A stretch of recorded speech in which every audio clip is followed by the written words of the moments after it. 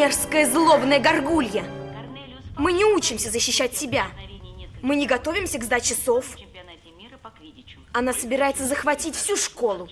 Что безопасность была и остается приоритетной задачей министерства.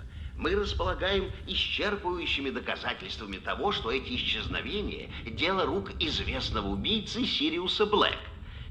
Не сомневаюсь, мы его выследим Сириус? и поймаем, где бы он ни был. Что ты здесь делаешь? Отвечаю на твое письмо. Ты сказал, что тебя тревожит Амбридж. Что она делает?